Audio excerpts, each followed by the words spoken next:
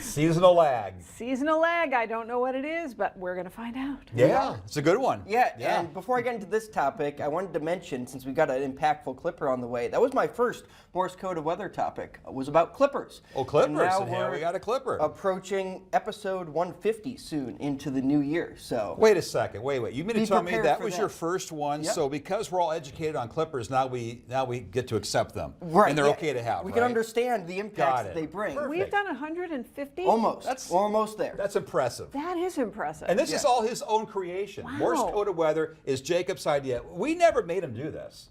Well, I mean, he just decided to come up with his own franchise on his own. So, But now we're getting About into that. seasonal lag, always coming up with new topics and ideas here. And this one is an idea because we're coming up towards the winter solstice on Saturday. So there's a delay between the date of the most daylight, which is on the summer solstice, and the warmest temperatures, which occur into the summertime, June, more so July and August. And then there's a delay between the date of least daylight, which is this Saturday, the winter solstice, and the coldest temperatures, which happen into January and February. So the winter solstice, the shortest day of the year, but the coldest weather usually doesn't happen until January or February, that lag effect. So the Earth and our atmosphere take time to warm up and cool down. There's that delay, a little bit of inertia here where there's constant temperatures, but then as you increase or decrease that solar radiation from the sun, the energy input, it takes a little bit of time for our Earth and atmosphere to warm up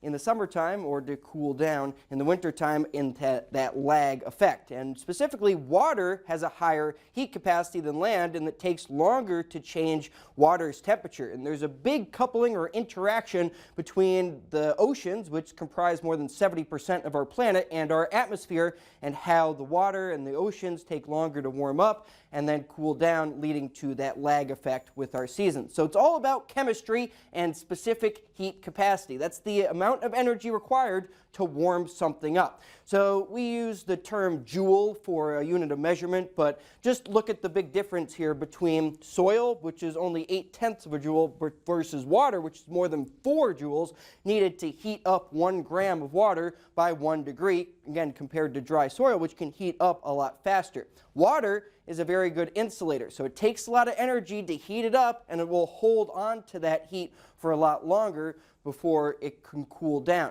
So land warms up quicker, as I mentioned, but 71% of Earth is covered by oceans, which warm much slower. So as there's more daylight, there's more solar radiation coming in, that's going to take a little bit of a longer period of time to warm up our oceans, to then couple with the atmosphere to increase our temperatures in the summertime, and it'll hold on to that heat for longer. That's why the fall is warmer before we get to that date of least daylight, which is coming up on Saturday, but then the oceans are still relatively warm before they cool off to their minimum point, and we get to that coldest period of the year. So that heat transfer between the oceans and the atmosphere is critical. So putting some numbers on how much of a delay or lag it is, winter solstice on Saturday, our average high temperature in Bismarck is 26 degrees, average low is 6 degrees. Coldest average days are between January 9th and 24th, when our average high is 23, so a little bit colder, and average low is just 2 degrees.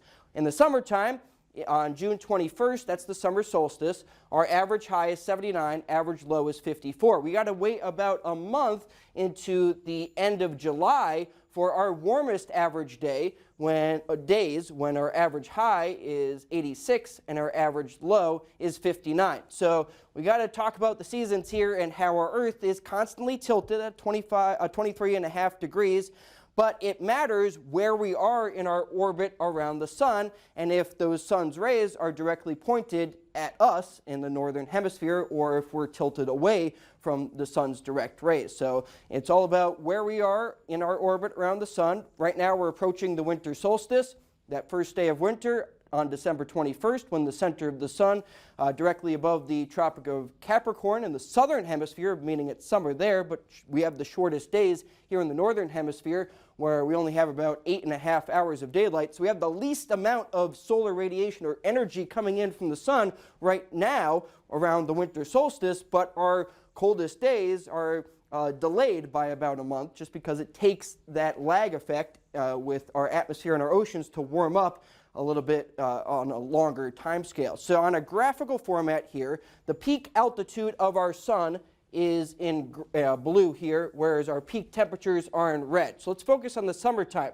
The sun is at its peak in the sky. There's the most energy coming in from the sun on the summer solstice in June, whereas our peak temperatures happen in July. There's that lag by about a month, and we get the same effect in the wintertime, seeing the coldest temperatures even after the fact when we have the sun at the lowest point in the sky. So our sun angle is only about 20 degrees above the horizon, but our coldest average days, once we get into mid-January, the sun angle starts to rise a little bit to 24 degrees above the horizon, but there's still that lag effect. The Earth is kind of catching up with our atmospheric temperature, ocean temperatures still being at their coldest point before they can warm up, with more solar radiation coming in, more energy from the sun helping to increase our temperatures later on into spring and summer. But there's a big difference in our spring average temperature. So on the spring equinox versus the autumnal equinox, where we have an average temperature of 44 degrees in March versus an average temperature of 71 degrees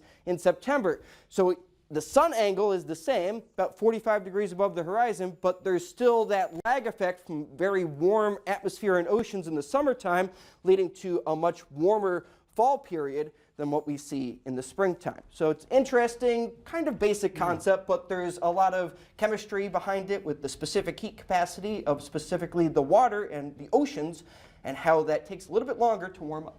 Very good point. And I know you would know this, being in the kitchen, right? And you're such a good baker, and you boil a pot of pasta. You know, when you take a boiling pot of water, let's say even before it boils, you turn the flame off, right? Right. It's still going to boil because that temperature is still rising. There's a lag effect. Same Right. concept, Right, right? I get it. So it's all relatable. You got it. And Nice work. the pot heats up faster than It the does. water because the pot has, it's easier to warm up, whereas the water has that higher specific heat capacity. It takes longer. There's another Morse code right there in the kitchen, right there. All right. Thanks a lot, Jake. You're welcome.